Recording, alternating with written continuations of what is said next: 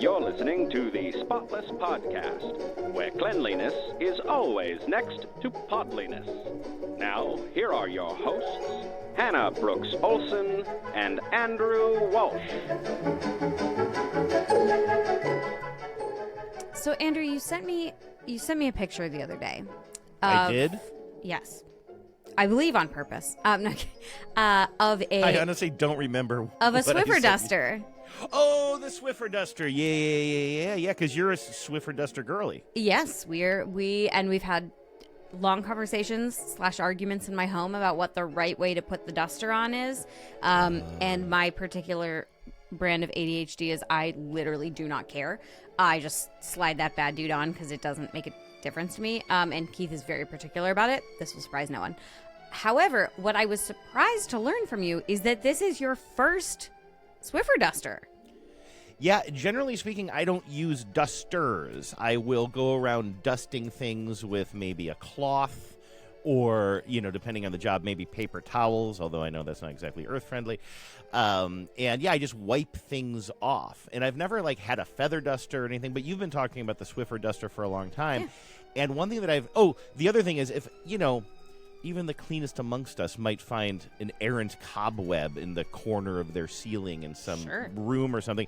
But my move there is not a duster, but I'll go grab a vacuum, right? Like some sort of a handheld vacuum thing and just suck that thing up and maybe hit all the corners. So never really occurred to me that I would want or need a duster, but you've been talking about it for a while now, and it sort of got in my head.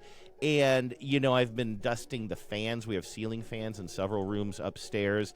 The problem with that is I let those get so bad, and we have 2 pets in here, and it sucks up all of that pet hair and those things. If you let your ceiling fans get really bad, the feather duster just knocks all of that dust right onto your bed. Listen, you know my personal feelings about a feather duster, which is that they are gross because Swiffers they take the dust with it. They don't just knock it about. That's what I like about a Swiffer. And I also have a reusable Swiffer type thing that I got at Marley's that's a little microfiber fuzzy. And that you can throw it in the wash. Yes, you do not dry it, but you can wash it. And I use that too because it takes the dust with it, and I just feel like feather dusters don't do that. How are you finding your Swiffer experience? Well, I'm a little confused about something, to be honest with you. First of all, this isn't the confusing thing that I wanted to talk to you about, but let's go back to your debate, your internal debate in your family about the proper way to put on the actual duster. Is your duster like mine? It's it's on a pole, a retractable pole or whatever. Not that long, but it does the job.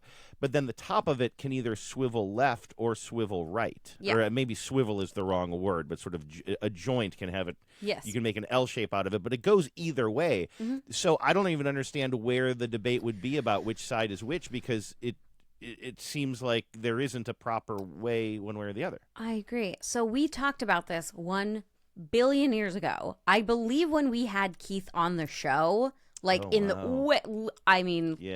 still lived in Seattle, so 6-ish years ago. Yeah. And he came in and demonstrated, and it did not help me at all. This is a thing we've done, and it still remains, because I agree with you, because it has the 2 little prongs, and then you slide the fluffy guy on, right? Yeah. And so for me, I at no point have I ever been dusting and been like, I put it on wrong. It's not like putting your shoes on the wrong feet. It just is. What's wrong with that?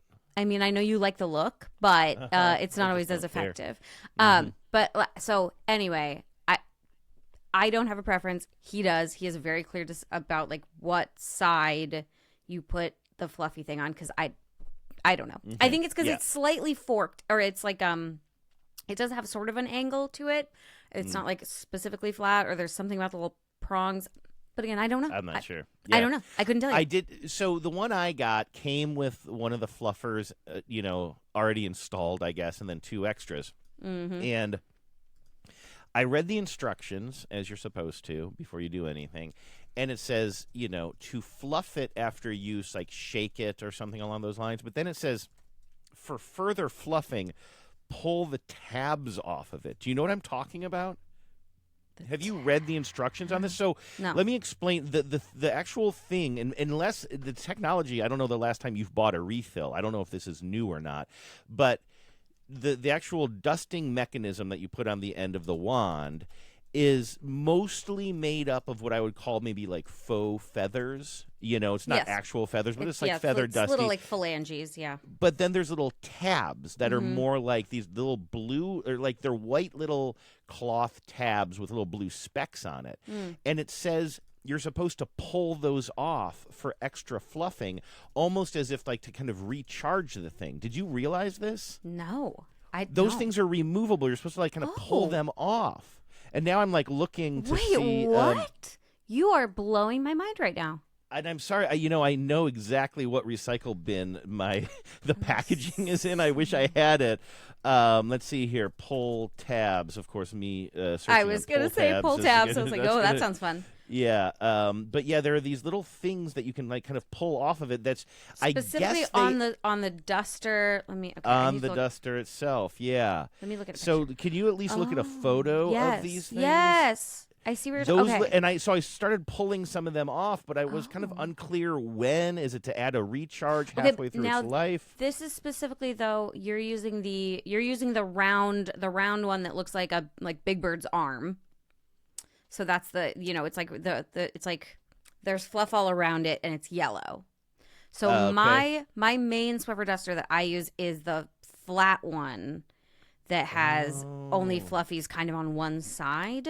So there's two different kinds, and yours is technically the heavy duty one, I think. And I didn't even realize that. Yes, because if you look, there's like the ones that are flat and blue. So those are the ones that I use usually. Okay. And it's the same basic. It's all the same basic thing. Is the yellow one a little bit fluffier? Yeah, well, and it's fluffy all the way around. And this would also explain why I'm not into Keith's debate on this, because mine definitely pivots at 90-degree angle either way. But the flat one does too. That's the thing. The flat one does as well. So it kind of. But anyway. I'm now watching a cartoon video of a guy who has a blue one in one hand and a yellow in the other. So I'm looking at the yellow one. I see these strips. Okay, so the one I usually use does not have these strips. Okay, that makes me feel less insane. Like I'm not missing. Okay. But I see what you mean. It's very confusing, and you're pulling at it, and you're like, am I supposed to be pulling? But then eventually it gives, and I guess it kind of like refluffs the thing up a little bit. I mean, I like that. I like this. Yeah. Listen, this is someone's job to develop this technology, and I love that for them, and I love that for us. I just wasn't sure, like, I don't know, it seemed like a little bit, it's a weird sort of sensation as you're pulling these things out, and I wasn't sure how necessary it was. If anybody has, any advice for me on how to use my new Big Bird's arm Swiffer duster, you can call the phone line. It's 508-HOW-WASH. I guess we call it the spot line. 508-HOW-WASH. That's 508-469-9274. Or you can send us a voice memo to our Gmail account. It's spotlesspod@gmail. We're on Instagram. We're on YouTube. Just look for Spotless Pod and go to the website spotlesspod.com, which will direct you to all of those things. So that's what we're doing. And speaking of this duster I have, Genevieve is out of town this weekend, and I've just been sort of going a little bit crazy cleaning things. Okay. So our house, like now with one cat and a long-haired cat at that, and one dog, and I just feel like I'm constantly living in a state of sort of dusty chaos here, and we've had this like construction project off and on going on in our basement, which is kicking up more dust too. And I think I'm telling myself that that's the reason I'm finding cobwebs in so many places around the house. Like I can't remember what room I was in. Think? Like not at first. That's the thing. It shocked me. The other day I was like doing something and I looked up in the corner. And this has now happened in almost every room, but like I'm like, oh my God, this cobweb, it looks like it's spooky season. This one cobweb I found in a lived-in room that we use looked like I went to Home Depot and I was trying to scare the neighbors. They do show up fast, I will say. Yes. Cobwebs show up quickly. We have like a pendulum light in our kitchen, which frankly I hate. I think it's hideous, but we just haven't fixed it yet. And also Keith is terrified of changing out any of the light fixtures in our home because he's convinced he will release asbestos into the house just by going into the ceiling drywall. We won't, but that's fine. I want to replace the slate so bad. It's so ugly. But pendulum means it just hangs yeah, directly it's by like its own cord. Yeah, it's like a Those hanging things light. can be very cool, but they come in so many different designs. This particular one is very not cool. It's very like 2009, like colorful glass. It's just not. It's not what I'm about. It's not your style. And it will. I look at it now because there was one day I was in washing. It hangs over our sink. I was washing the dishes and I just happened to look up and I was like, there is a, like, same deal. Like, there is a, like, you know, Hobby Lobby style fake cobweb. And so I removed it and then I started watching it, and every, I don't know, couple of like months, it would just reappear, and it was like literally overnight. And so since noticing that, I have been observing, we have several different like hanging light fixtures in our home, and I have been specifically attentive to them because you do have to check frequently if you don't want your house to look like a spooky witch house. Yeah. Because like those cobwebs will just appear. So you really do have to be on top of your dusting. And that's why I wanted to get this duster, because usually it's like once I see that, I'm like, oh, big cleaning day for this room, and I'll vacuum up here and there. But the fact that I was seeing these things in multiple rooms, there's like, I do think it has to do with all the dust that was kicked up when drywall was being cut. And by the way, I haven't even talked about this with you yet, but we were basically very close to the finish line of our kitchenette remodel. We had like the cabinets installed, the like that sit on the floor. But then we ended up firing our contractor before we ended up putting like the countertops on, which we now want to be butcher block instead of this reclaimed wood he was trying to use or whatever. So the project just sort of hit a stasis, and it was sitting there, and it still is sort of this big mental block for Genevieve and I. Like this whole process has been way too complicated, and now we're just sort of sitting and looking at this like kind of half completed project. And then this just happened last Friday. We realized there's water under the floor in this little kitchenette area that has just been half renovated, and we realized that our former contractor had installed a pipe fitting incorrectly in the wall behind the place where we had just built new wall, new sheetrock. The plumbers came, they had to pull out basically everything we've already done and cut and it was just, our whole wall was just soaked and covered with mold, and our brand new cabinets that sit on the floor are now kind of bubbling up because the plywood sucked up all of that water. It is just like so now we had to do some emergency plumbing, and now we have new contractors coming out just to get us back to where we were, which was halfway done. This has just been an absolute nightmare. And I do think that all of the cutting of drywall and sheetrock and everything is just like, it is definitely adding to the general dust in the home, but also the pet hair and everything. 100%, yes. And the one thing that I wanted to tell you that I was doing, which I think of you every time I do this, because I think, so you just mentioned we've been doing this show for a long time now, but early on you mentioned a life hack that I think is the most useful life hack you have, or maybe even anybody cleaning related has introduced me to, which is getting pet hair out of cloth material. So Genevieve, for all of our upstairs windows, handmade, usually out of this sort of linen or linen-esque material, these very nice kind of off-white drapes or curtains. Is there a difference between a drape and a curtain? I don't know. Maybe yes. I feel like maybe the fabric, it feels like there should be a distinction there, but I don't know what it is. There is a great Veep quote from Tony Halen Veep where he yells at somebody, or he yells at a room full of people, if you don't know the difference between a valance and a jabot, I need to get you out of here right now. It lives in my head, and I'm looking for it now. I cannot find it. It's so, here it is. I love this line. Listen, please. If anybody doesn't know the difference between a valance and a jabot, I really need you to leave. God, I love him so much.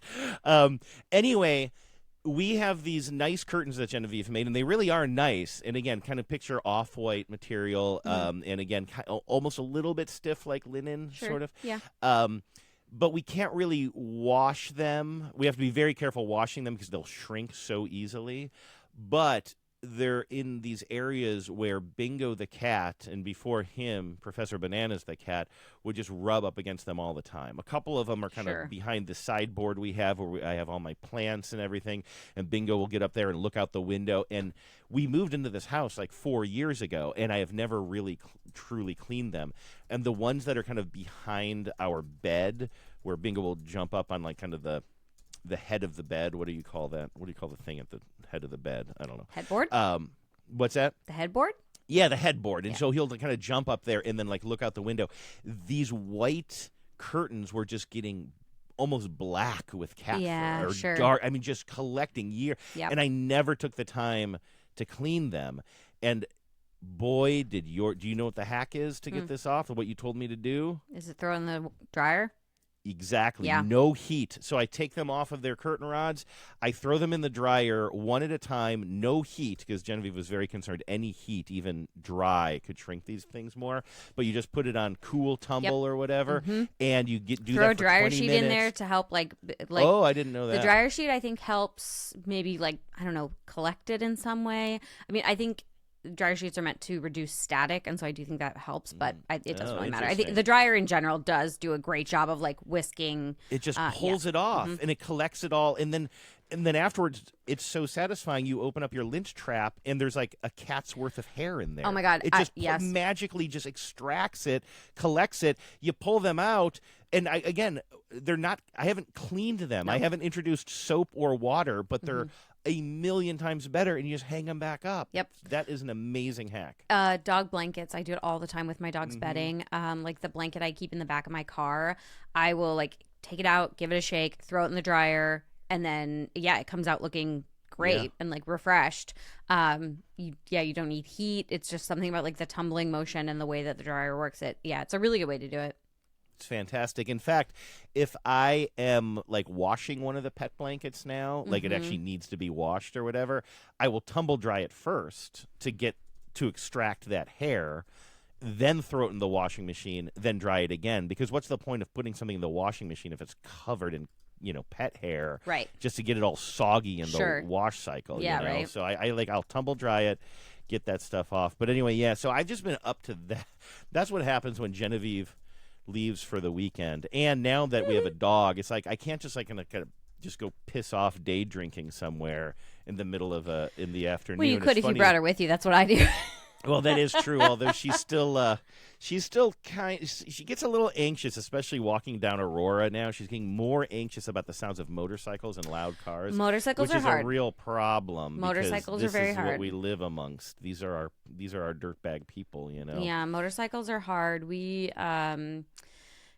that's one where I've just had to sort of be prepared with a little snack. A loud motorcycle goes by. I'm like, here you go, buddy. Like, and just hope that she sort of acclimates. Does she pull it? That's what happens when. She'll try thing and goes by. she'll try and chase it, bite it. Yeah, that 100% does happen. Yeah. I think Lucy starts beelining it back home. Basically, she Aw, hears something baby like that, and she girl. just pulls at the leash. But I didn't realize that that's kind of a common trick because she was pretty cool on like the 4th of July with the fireworks and everything. And Blue Angels didn't seem to bother her, but like the really loud motorcycle just ripping past her on Aurora. There's something specific, I think, about the sort of tone of the motorcycles and also the speed. Like Lola does not trust when people move that fast. There's something about it where That's why she's just she like, and I get along. yeah, and she felt the first time she ever saw a motorized wheelchair, she was like, "What the fuck? How is he doing that?" Really? Yeah, and like there's some dogs that just hate bikes and skateboards. Like something about like the speed of something like whipping by. So it kind of just depends. Yeah, when we were in puppy kindergarten, which is literally what they call it at this place called Ahimsa. You knew about Ahimsa, right? I know of it, yeah. Yeah, it's in Seattle. It seems like everybody takes their dogs there. And they did an exercise with our dogs where like they would they like kind of exposed all the puppies to like various wheeled objects. I think first maybe she put herself maybe in a wheelchair and went, by all the dogs, and then a skateboard, and then I think she covered herself up with something at one point just to get used to I can't remember if a bike was involved or not, but anyway, that's what I'm doing this weekend. I'm cleaning up and you're kind of solo this weekend too. Do you have some cleaning on the agenda? I do. I just took Keith to the airport. He's just going to be gone for a couple of days. So I am definitely going to be doing some cleaning. First I have yard work to do. We're in apple season, so I have yard cleaning to do. I need to, what am I doing? Dusting is right up there. I have a lot of smudgy fingerprints I've noticed on door frames and stuff. So I'll be taking a magic eraser around probably. Nice. Yeah. Doing the front windows, doing the window ledges. I might actually even be doing a little bit of repainting on some of our door, just where your doors just get the paint chips or it gets a little smudgy. I will sometimes just get in there and repaint. It's worn down. Yeah. So I might do a little bit of paint touching up. What else do I have on? I'm going to do the floors probably. I've been working a lot and I've been in the office a lot. And then last month, as we mentioned, my mother was in the hospital out in the suburbs. So I was in my car a ton that month. So I've really fallen behind on a lot of my just life stuff. It is hard to... It's I'm in the office 2 days a week. I'm there all day and it's like a commute, and just being out of the house, even just those few days, in addition to other days when I'm doing work, around, it's really hard to sort of do the kinds of cleaning, little maintenance cleaning that I do on days when I'm home. So that I've been falling behind. Puttering. Yeah. Yeah, there's some with this ongoing project, and then again, the destruction of the basement. That now everything is literally in our living area down here. We just have a big, what used to be sopping wet wood countertop just in the middle of our living space because we had to pull it away from the wall, And there's something about having a dog in our life. I'd never had a dog before, and just everything that's going on. I feel like I've changed a lot, literally in the last 6 months to a year. I feel like I'm just it's chaotic. I'm not somebody who deals with chaos well. It's a huge part of why I talk about cleaning with you is because I like things in its place, and I'm very kind of, if I'm not clean, I'm tidy, and I just and I like to have my little spaces. And I think really honestly going through the first, month of having a little puppy in the house, which was something I don't know if I was prepared for it or not, but it's just constant surveillance, constant chaos. Yep. I think I was just you know what? There's going to be chaos in my life now, and I'm actually a little bit more sanguine about some things than I would have expected. Yeah, I feel like that is sort of part of, I assume it's probably true for people with kids too, where you're you know what, there's just going to be a level of chaos here it's just going to be that way. And, you sort of just, if not embrace it, at least learn to live with it. But I agree with you where there's a level for me of sort of, these are the things that I don't like to let go. These are the things that I would very much like to maintain. And so I feel like I've been falling behind on a lot of those kinds of things. Not so much the, obviously the little detail stuff is the first to fall off. But even just stuff I just need to vacuum really well. Yeah. That gets on top of you when you start noticing how much you need vacuuming. I need to do some corner vacuuming. I need to use some attachments. I need to, hit the couch with a stain remover or do my, hot water expressor thing on a couple of extractor thing on a couple of rugs. So we'll see. But yes, that is 100% the kind of thing I get up to when I'm left to my own devices. Yeah. I wanted to talk to you about where we left things on the show the last time we recorded, because in my mind, that was the closest we've ever come to kind of a surprise cliffhanger at the end of a show. True, we did sort of drop that in. Because we weren't planning on talking about this, and we hadn't even talked about it amongst ourselves, but one of us casually mentioned near the end of the show a couple of weeks ago that Grove, the supposedly low waste and earth friendly cleaning and home supply and beauty supply, do we say beauty supply? Yeah, they do personal that. Care, I think. Company that you and I love and have been using and championing on the show for years and years and years now. Like a decade almost. Yeah. Yeah. I got my Grove box the other day, and it was clearly delivered via Amazon delivery. And I just sort of noted that. I'm I don't like this. I need to kind of keep an eye on things. and then sort of forgot about it. And then one of us mentioned this at the end of the show, and it turns out, tell me if I'm remembering this incorrectly. You're like, oh yeah, no, this is a whole thing. You said that you had made a video about it and tried to like get Grove's attention about it. You wrote to them angrily. Is this correct? I did, and they didn't write back to me. So when I heard that they did write back to some of our people, because y'all have spoken. So I did make a video about this because my Grove order was delivered by an Amazon truck, and I am a person who does not use Amazon. I do not use Amazon in no small part because of their environmental impact. And like, this is not just like some fringe lefty stuff. The fact is that Amazon, one, their investment in data centers has increased their like climate footprint massively. They produce tons and tons of plastic waste through shipping. They also just encourage people to buy shit that goes straight to the landfill. They have abysmal labor practices. Their large shipping, big trucks, they will, Amazon obviously will brag that they use the zero climate emission vans for like last mile stuff. But the fact is, like, just the amount of crap that they are shipping around so that people can get, again, soon to be garbage thing within 1 hour. It is like everything about the model of Amazon as it stands today is like, and like it just is so far outside of my personal ideologies, right? And so it's the easiest thing for me to boycott. I just don't shop at Amazon. It's not hard. Yeah. So then when this product, this service I've been using for, I think I've been a Grove member for maybe a decade or like close, right? It's been a long time. Me too. Yeah. When they quietly started shipping with Amazon, that's when I was infuriating. One, because it seems absolutely anathema to their mission, right? It seems like everything they say, the idea of them shipping with Amazon is so like, opposite. And then additionally, the fact that there was like no communication about it. There was nothing. They didn't say anything. Because if I'd gotten an email that was like, hey, Grove ships with Amazon now, I would have immediately been like, cool, cancel. Right. Yeah. But instead I had to see it. I had to be home at the time when it occurred.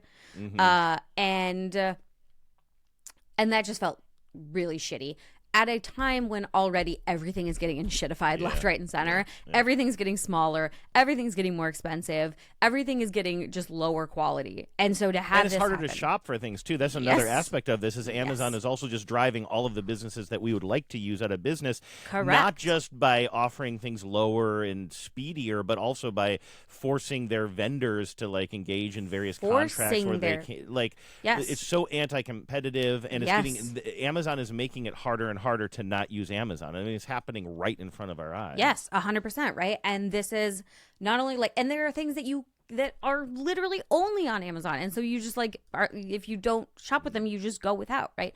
And so, and yes, the impact they have on businesses, the way they have businesses over a barrel, and then also they're just like abject lack of responsibility for things. Like, I don't know if you've seen the policy that Zoran Mamdani is trying to pass in New York, specifically like requiring Amazon to take responsibility for the fact like packages just get lost, like stuff just gets gone away. The fact that they put unbelievable amounts of pressure on their contractors, by the way, which is a way to circumvent paying taxes and paying for benefits for people. Like, these labor practices are also like, lowering the bottom for what, one, workers can expect in the workplace, and two, how other companies can then treat workers.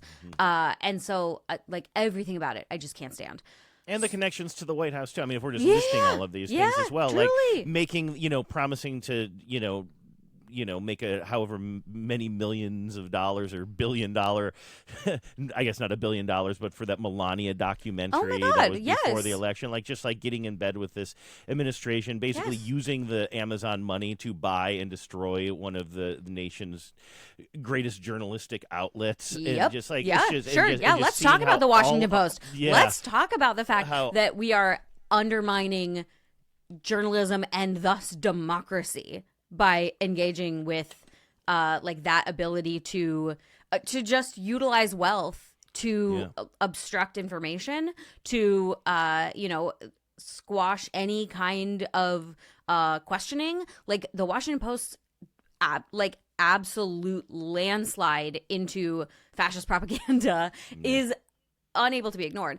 And I think, obviously, like especially for people like you and I think the tax dodging, the sort of hoarding of wealth at the top, is also just, one, it's sickening in general, but two, it cannot be extracted from the climate implications. Mm-hmm. Everything we're describing has climate implications, right? The contracting, the relationship with the White House, like this all also has climate implications. So for Grove, a company whose stated mission is to reduce people's climate impact, is to give people options for sustainably made things that are made without human rights abuses, like that to me is why I was just beyond the beyond. And so when I made a video, I was like, where's everybody else getting stuff, right? So my sister Emma, who we also talked about on our last show because of her dog grooming store, she went and did some pricing research and found a couple of options that she's switching to. So one of hers that she's switching to is the Good Store. I have a little bit of a squeaky feeling about the Good Store because it's owned by the Green brothers, and frankly, I'm not like their biggest fan in general. Not because of anything. Know who that is. Hank and John Green, they're like content creators who a lot of people like just barely younger than I am sort of really grew up with them. Hank Green is an author. He wrote The Fault in Our Stars and Looking for Alaska. Is that John Green or is Hank John and John? Hank? They're the brothers. Hank, it's the two of them. But Hank is the one who wrote The Fault in Our Stars? John. Anyway, I didn't realize that was that John Green. Oh, okay. Yes. So, I'm pretty sure. Yeah. Right. Yes. And then like, Hank Green makes like, he does like science communications and, has been like, he sort of positioned himself as like, I heard someone describe him as like the Gen Z, Bill Nye, or like Bill Nye for Gen Z sort of, just like, and like, I just didn't grow up with them. I think it's laudable that they're using their success to make something like the Good Store that is really simplifying purchasing in this way. It does a lot of the same things Grove does. However, just this week, whichever one of the Greens, one of them. John is the one who wrote The Fault in Our Stars. Yes, so, right. For whatever that's worth. Yeah. I believe he's also the one who this week admitted to having like an unhealthy relationship with ChatGPT. So have a feeling about that. I might have seen that. Yeah. Don't love that. And in general, also, I bristle at anything that I take to be an influencer company at all. Like, I don't purchase celebrity skincare. I do not buy things that are white labeled because an influencer makes them. I don't buy clothing from influencer brands. I've never purchased Skims. Like, I just don't do that. And I don't think I have to do that. So I have a little bit of a squeaky feeling about the Good Store, but I'm curious to hear how it goes. I also saw that Emma said that their toilet paper was just like way more expensive than Grove's, and so she couldn't justify it. So then she started looking at Who Gives a Crap, terrible name, better model, which is like, I think they literally just do toilet paper, and they do it in sustainable packaging. It's made from bamboo, not trees. So there's a lot of like, so that's an option. I've also previously used Public Goods. I really liked a lot of the stuff I got on Public Goods. That's another one where you have a membership, but it's cheaper. They do less. They like make their own stuff. It's not like with Grove where you buy like other, you buy like Aunt Fanny's or you buy like Method, whatever. Public Goods like makes their own like white label products that are super simple. So I've really liked them in the past. There's also places like Blue Land, which was one of the first to do concentrates and like little tabbies, because their whole thing was that, when you buy whatever dish soap, like liquid dish soap, you're actually buying like 80% water. So they were like, here's a little tabby that you can drop in with the water that you have in your home. And that way you're not paying for it. The shipping is way cheaper because they're not shipping volume like that. So Blue Land's another one. There's like a lot of options. And I think people are sort of, because we all got shoved off of Grove, now we're like looking into these other options. And you found one. Tell us about. Yeah, I found another one too. But I want to talk about my journey of getting there first, because I was really surprised that you mentioned that Grove did not write back to you. I've always had almost immediate responses from Grove whenever I write about anything. And now those responses are both, they always seem to me to be like kind of a combination of sort of personal, but like clearly boilerplatey and probably AI generate-y, you know, like you can just sort of feel that these days. But you had said on the last show that you had already fired off an email to them and had not heard back, and it sounds like your email, it sounds like the tone of that was like pretty incredulous, it sounds like. I mean, my email was mostly letting them know I was disappointed. My email was also letting them know that I think doing it quietly was the thing I was most upset about. Because if you're going to do it out loud. Like if you're going to take this approach, if you're going to make this step, doing it like quietly felt very backhanded. Like maybe they were hoping we wouldn't notice or wouldn't care. Like it felt sneaky to me. You know, when I Googled it, I was like, I'm just going to type in Grove Amazon and see what pops up. I think what we haven't mentioned here is that Grove actually was celebrating their new partnership with Amazon, not as a shipping on Amazon necessarily thing, but just that, hey, our stuff is available on Amazon now. So clearly this company, you know, Grove, decided we're going to start a partnership with Amazon. We're going to start selling our stuff on Amazon, and then part and parcel with that is, and I'm sure it makes financial sense for them to use Amazon shipping. I'm sure there's a bunch of reasons why that helps your bottom line. It's cheaper. Let's be honest. It's cheaper. Yeah, absolutely. And I mean, it makes sense, too. I mean, it is economies of scale, right? You have Amazon, who has this whole fleet of, like you said, contractors out there. So I was like, man, are other people angry about this?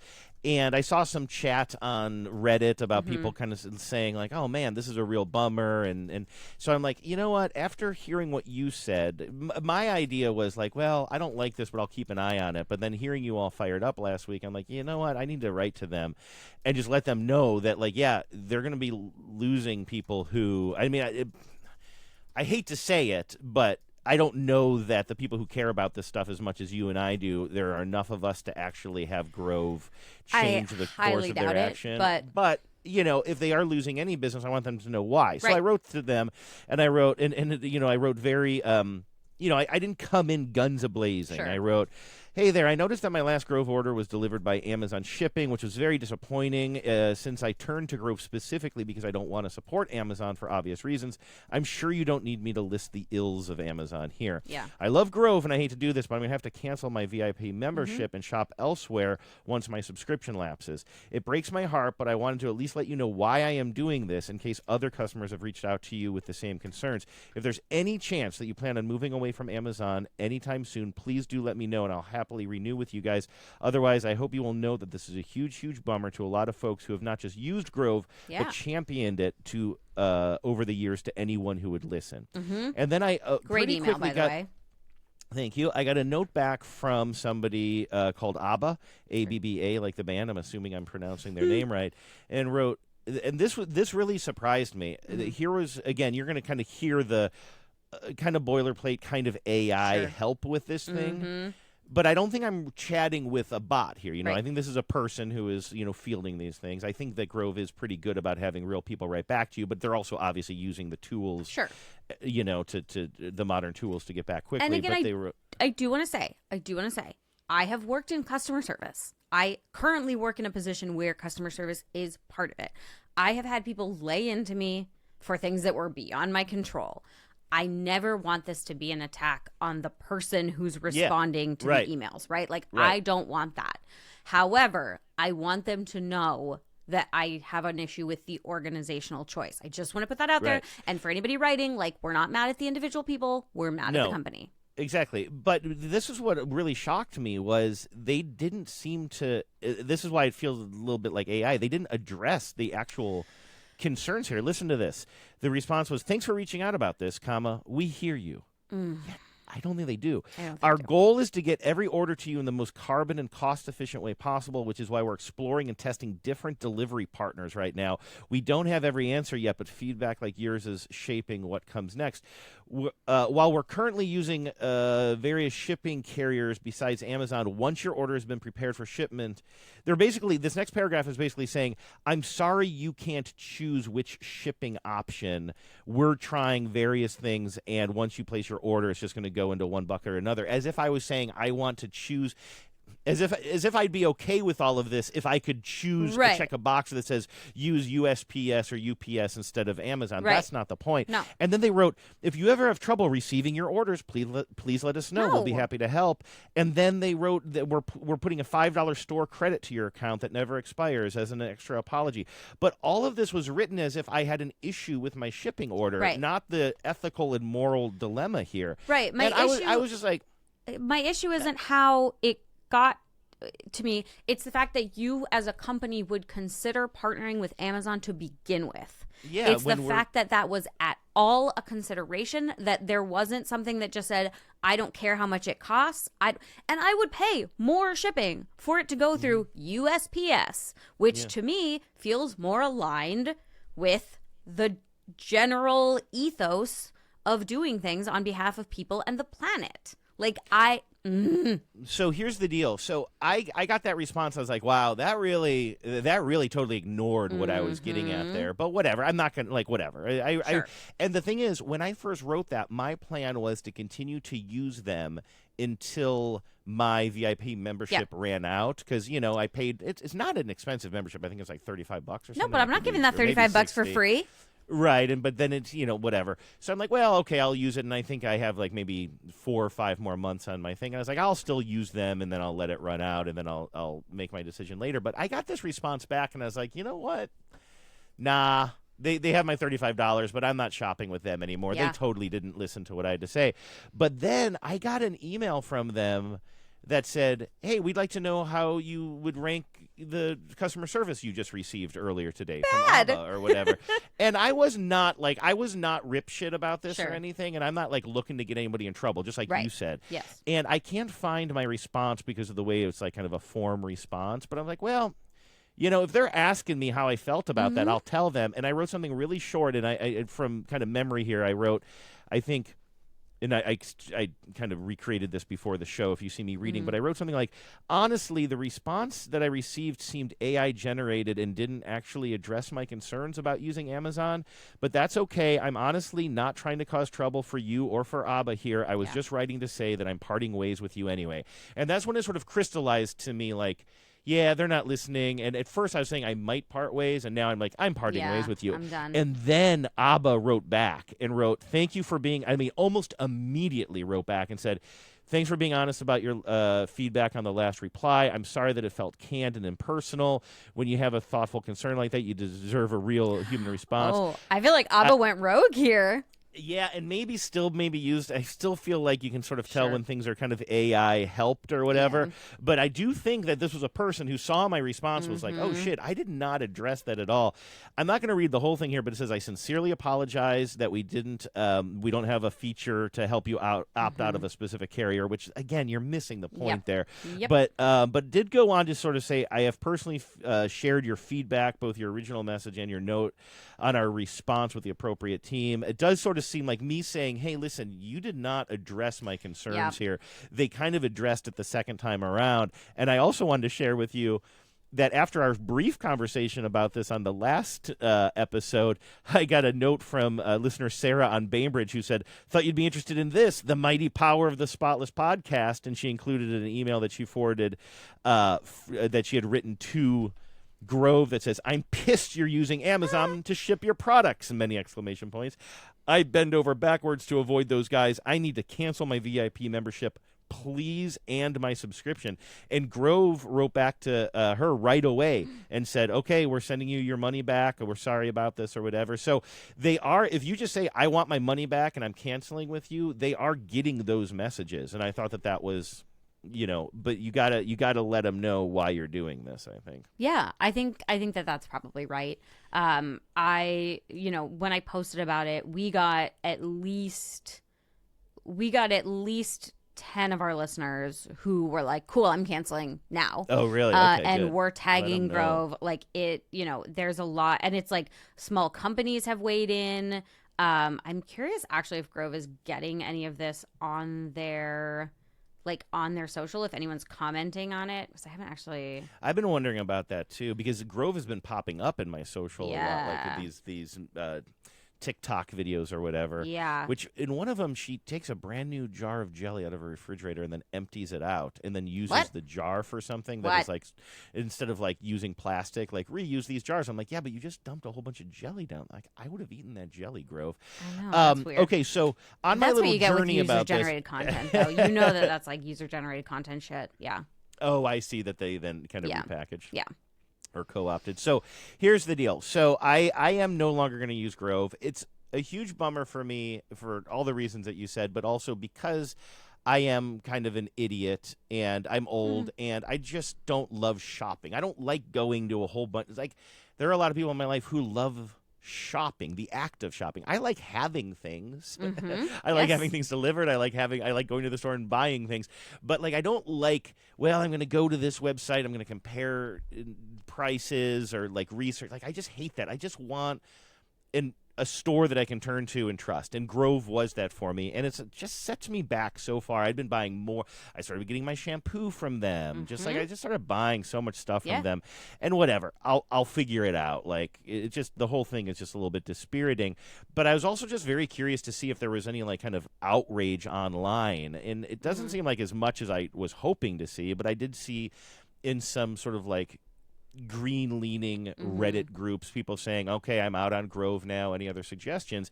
And one person said, oh, yeah, like a Reddit user is just like, I run a little shop, like a zero-waste shop out of Tacoma or something like that, but I couldn't find the name of the shop, and so I reached out to them directly, again, just another Reddit user, and the person is named Christina, and they run a company called Drop in the Ocean. It's a little zero-waste store that seems to be a truly zero-waste store. You can go in there and refill your bottles and your jars of things if you live in the area, or they do ship, but like they use old boxes, reused boxes. I love it. The ugly boxes thing I love, by the way. Right? Isn't that like me too? And they also, they will like pick up when they're dropping something off, they will pick up your old bottles so that they can truly be sent back and then refilled and used for something. Like, they're truly trying to live the dream of what a company like Grove claimed to have done. Yeah. And so I was chatting back and forth with Christina, the owner, via Reddit, and Christina said, hey, how about I put together a little promo code for your listeners? It's like a one-time for new customers promo code. If you just type in Spotless, if you try Drop in the Ocean, you'll get 15% off of your very first order. I want to say here, this is not, I love it, and Christina seems super cool. The store seems super awesome. I want to be very clear that this is not like kind of a paid sponsorship or anything like this. This is just something that we're like, oh, that would be great, and a fun little way of getting both of our messages out there a little bit. But I haven't actually ordered anything from Drop in the Ocean yet, so I don't have any personal experience with them, but it just seems really awesome, and Christina seems really awesome. And so, again, check them out. It's called a Drop in the Ocean, and you can use the promo code Spotless if you want to check them out. Yeah, and they have all kinds of stuff. They have, cotton swabs made of bamboo. They have a lot of, like, bar shampoo, soap type things, dishwasher pods, a lot of things that are limited in plastic. They have their closed loop products. So they do like refillable type things for like very straightforward, like facial moisturizers, body washes. I'm going to be placing an order. I wanted to place it after we did this show today. So I'm going to get a couple of different things. I want to try out a few other things. I want to try a conditioner bar because once I got a plug from a listener about how to get conditioner bars to work for you better, I was like, oh, okay, this actually works. And then, they have like home care, they have laundry and cleaning. I've been sort of on a mission to find different and better laundry detergents, especially after getting very into the Laundry Lesbians content. So now I sort of know what to look for with a detergent. And so I'm going to be trying a couple of things of theirs, and I will let people know how it goes. And it all is just very handsome too. By the way, it's well branded. Well branded and well created. It's stuff like the stuff that will sit on your counter. You'll want it sitting on your counter or on your bathroom sink or whatever. It just all looks very beautiful. Has the cutest Swedish dishcloths, by the way. Ooh, the designs on her Swedish dishcloths. She has a whole collection that's just marine mammals. I'm going to buy some for my mother. Julie, you're getting some Swedish dishcloths from Drop in the Ocean because I know you're going to love it. And yeah, so when you showed me this, I got very excited.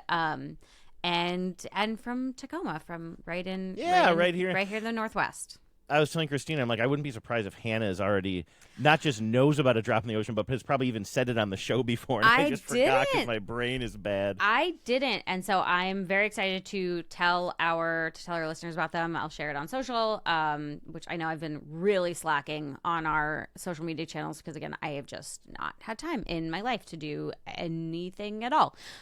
So we'll be talking about their wares as well over there. Yeah, and I'm looking at this too. They have hair care, they have shaving needs, so there's all kinds of personal care. These shampoo bars do look cool. They're very colorful. Right. I don't even use shampoo bars, but it makes me want to use a shampoo bar. Yeah. Of course, with the amount of hair I have these days, I think one shampoo bar may last me to my end of days. I was going to say, like, I feel like if I was a man and I had short hair, I would definitely be on the shampoo bar tip just because it's like easier and because I hate, oh my God, I've complained about my very small shower and the fact that literally every single time I take a shower, something falls off the shelf onto me and makes it.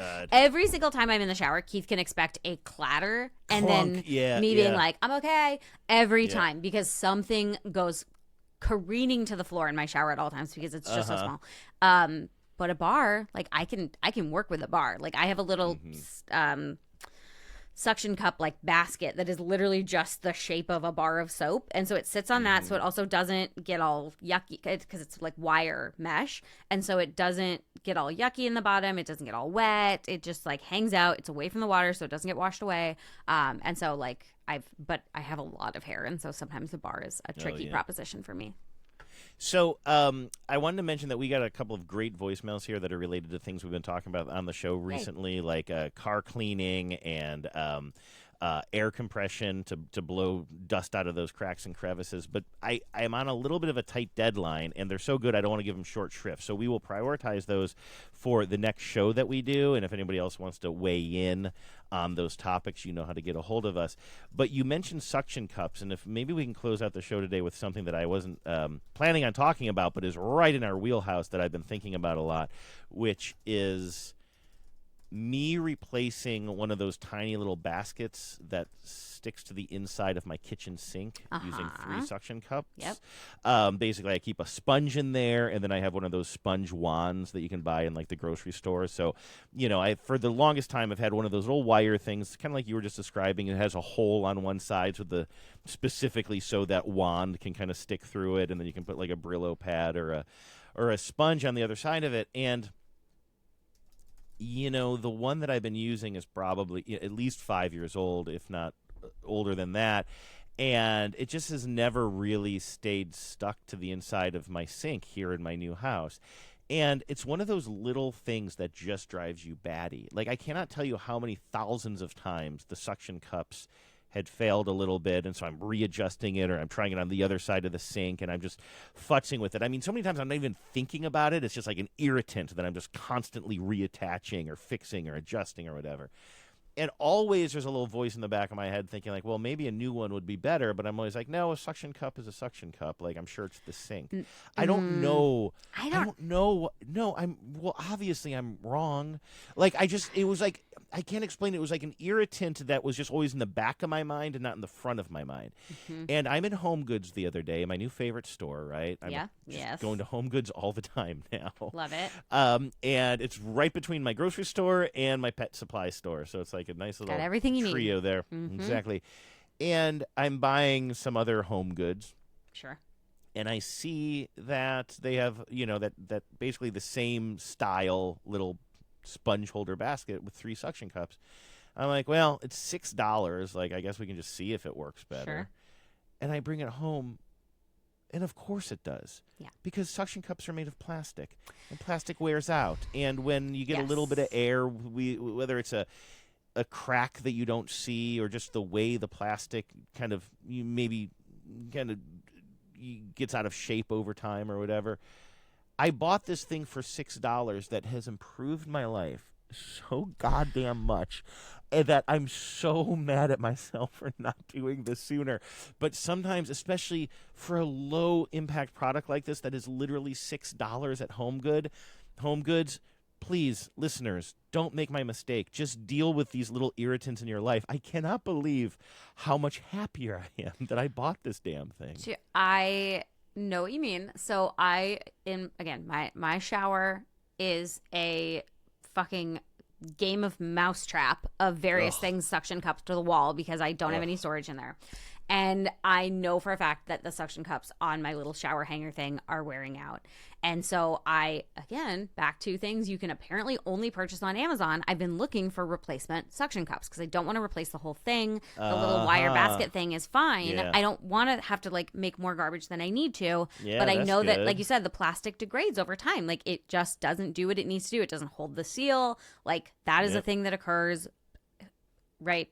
And so are those things falling off and clattering, or Yeah. do they just sort of slide down and you're constantly adjusting it? both, but they definitely fall down all your almost shampoo always and in the everything? middle of the night.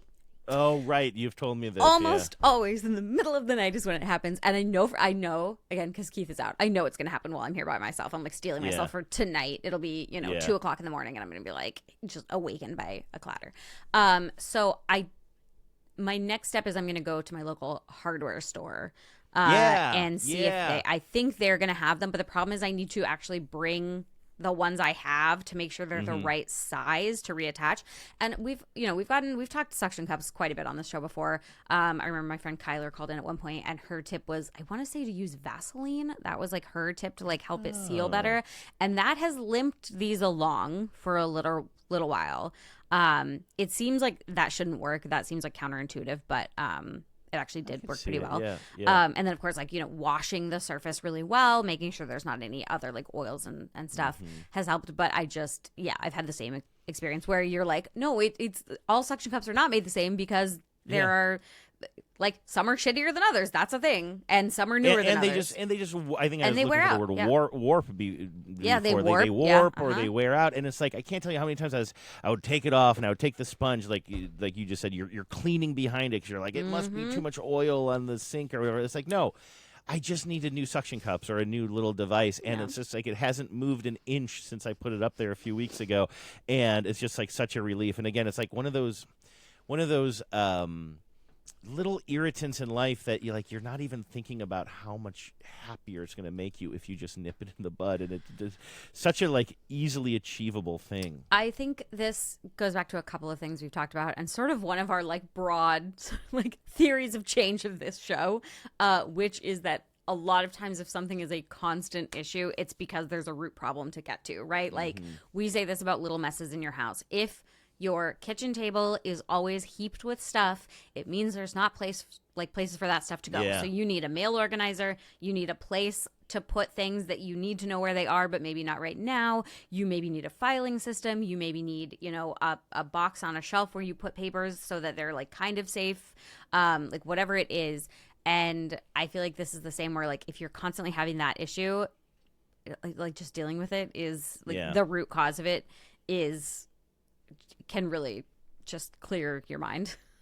Although for me, I do have I still have and maybe it is because I don't use Amazon and I kind of don't know where to turn for some of these things. Like I know that I have a shoe storage issue right now that I just have not fully addressed properly. And like this is like there are zillions. Yes.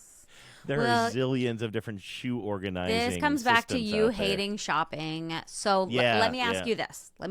Should I get a personal shopper? Yes, I should. I mean, it's not a bad idea, especially because you live with someone who is I know, very aggressively looking for the best deal and is often doing it on like Facebook Marketplace or other places, which means you might get a solution, but you might not get the perfect solution if you leave it to her, right? Like, because that is kind of the issue with like that I also have to walk off and being extraordinarily cheap, but also like not just...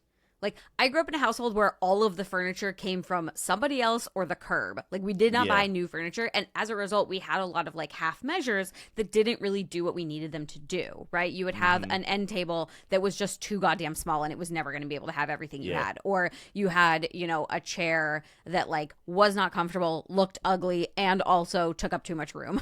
So I feel like... So my question for you, though, is what do you need in a shoe organizer? I don't know. That's the thing. I don't feel like thinking about it. It just exhausts me. Okay, what Like, happens with your shoes, and where are they in your home? I keep one shoe in every room. No, I have. What is that beverage you're drinking, by the way? A lot of ice. I appreciate that. You know, well, I added more ice. So this is my Dutch Brothers. I don't usually go to Dutch Brothers that often.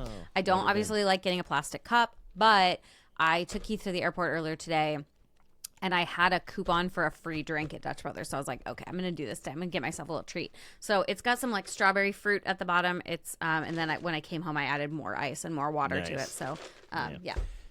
So my shoes right now, so I have a little bathroom in the basement here, and in the bathroom we install like these little lockers where I keep all of my my clothes, my t-shirts, underwear, socks, whatever, some cleaning supplies as well. They're like cubby hole lockers, 2 narrow like kind of towers of them and little squares with maybe, I don't know, 5 squares up and down or whatever.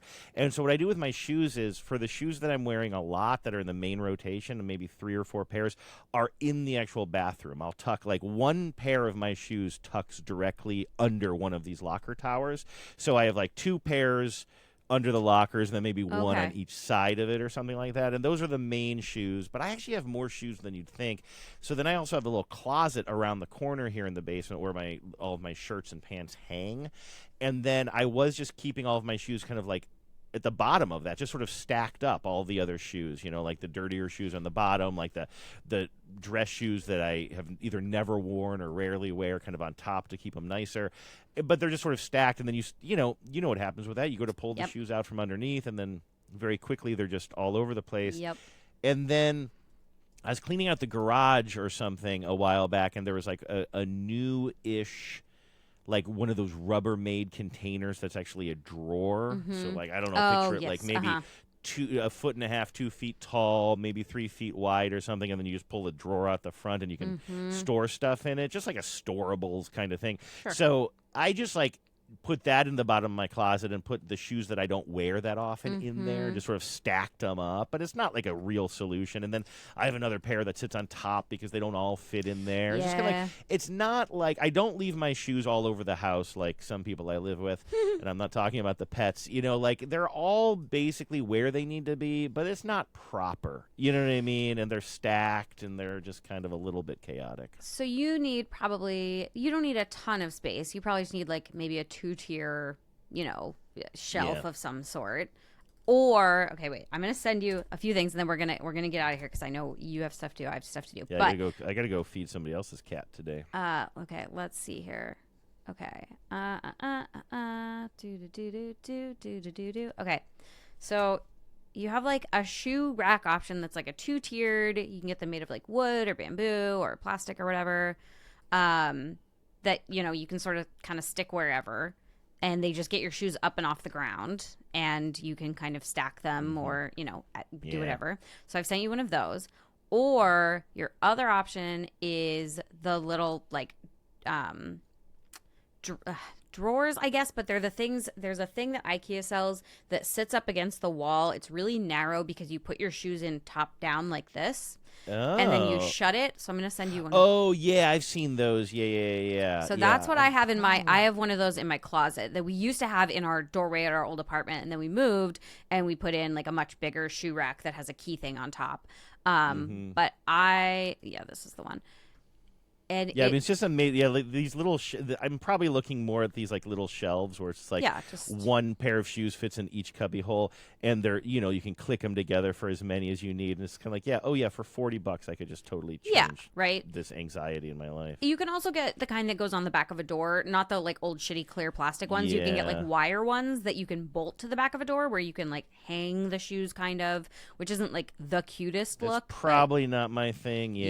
But I do like the. Ooh, yeah, I'm looking at some of these cute little, like, one locker per pair of shoes. I like that. So, yeah, it's one of those things that's definitely solvable, but then it's like whenever it's like, when am I going to sit down to do that as opposed to doing something else that I want to do, like digitizing old commercials from VHS tapes. I mean, the really important stuff, that you have. Or the puttering. Exactly. This is the other thing, right? Then it's like, but I could be puttering, but I'd rather be puttering, right? Exactly. And so I understand. See, I'm different. I love looking at stuff. I just I am a elite level cart abandoner, and so I will just look at stuff and add to cart and then never make the purchase. Like, that's how I save money, is by just not making the actual purchase. But I do like to know what's out there, so I actually like that part of it. I'll be your personal shopper. I know. I was going to say, this is what I've done. Between you and Genevieve, I was going to say, like, yeah, Genevieve kind of is my personal shopper anyway. Because all I have to do is say, hey, I'm looking at this pair of pants from whatever outfitter, right? And she'll be like, don't buy it yet. I'm going to look for some promo codes. And then she has, like, that Rakuten thing plugged into her. Oh, yeah, see? Is that what it is? Yeah, She's something got all like these that. plugins and everything. And so next thing you know, I'm not buying my own stuff. See, in my household, I'll tell Keith, I want a new dresser, and I know you're going to have an opinion about how it looks. Find me some cute options and let me pick one. Same deal. And then I still have the same dresser 6 months later. So, because he's got strong opinions, but not always the follow through to. Well, the main issue is sounds like me. It's also it's not for him, so it's easier to sort of like put to the back of his mind. Yeah. I think if it's something for me, it's just easier to not think about. But Yeah. meanwhile, I've done a million loads of laundry and have to shove things into my drawers that don't work every single time. Yep. So I think about it. Yep. All right, Keith. Does Keith listen to this show? Sometimes, and then he says I am not nice about him on it. So That's one way to lose a listener. All right. If anybody has any advice for us, or if you're looking for some advice, you know how to get a hold of us. And if you don't, we have a little old-timey radio guy who's going to tell you how to do that in just a second. In the meantime, hope you guys have a great couple of weeks. We will talk to you on the next episode. You've been listening to the Spotless Podcast. If you have a question for Hannah and Andrew or some cleaning advice, call the Spotline at 508-HOW-WASH. That's 508-469-9274. You can also email them at spotlesspod@gmail.com. We'll be back soon. But until then, always remember, life is messy, but it doesn't have to be.